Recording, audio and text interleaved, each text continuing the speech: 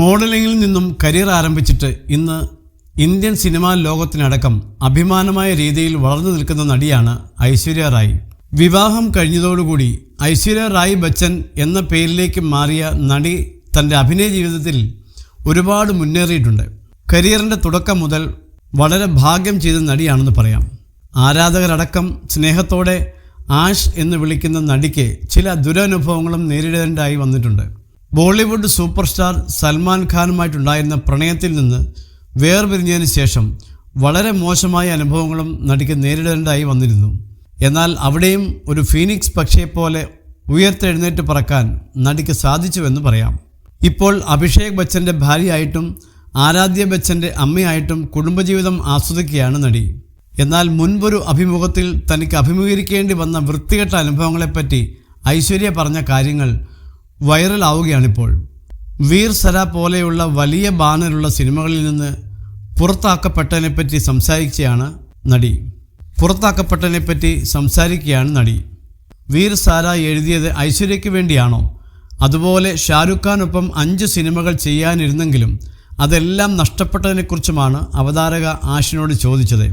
അതെ, ഞങ്ങൾ ഒരുമിച്ച് 2 സിനിമകൾ ചെയ്യുന്നതിനെക്കുറിച്ച് ചർച്ചകൾ നടന്ന സമയമുണ്ടായിരുന്നു. ഒരുമിച്ച് ചെയ്യാൻ നോക്കിയെങ്കിലും അതൊരിക്കലും സംഭവിച്ചില്ല. എന്തുകൊണ്ട് എന്ന് എനിക്കറിയില്ലായിരുന്നു. ചൽത്തെ ചൽത്തെ എന്ന സിനിമയിൽ നിന്ന് പുറത്തായതിൽ ഷാരൂഖ് ഖാൻ ഖേദിക്കുന്നുവെന്നും അത് തൻ്റെ വ്യക്തിജീവിതത്തിൽ ഇടപെട്ടതിനാലാണെന്നും നടി കൂട്ടിച്ചേർത്തു. ഷാരൂഖിൻ്റെ പ്രസ്താവനയ്ക്ക് മറുപടി പറയാൻ താൻ ആഗ്രഹിക്കുന്നില്ലെന്നാണ് ഐശ്വര്യ പറഞ്ഞത്.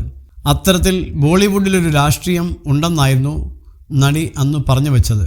എന്നാൽ സിനിമയിൽ നിന്ന് അങ്ങനെ പുറത്തു പോയത് എങ്ങനെയാണെന്ന് എനിക്കറിയില്ല.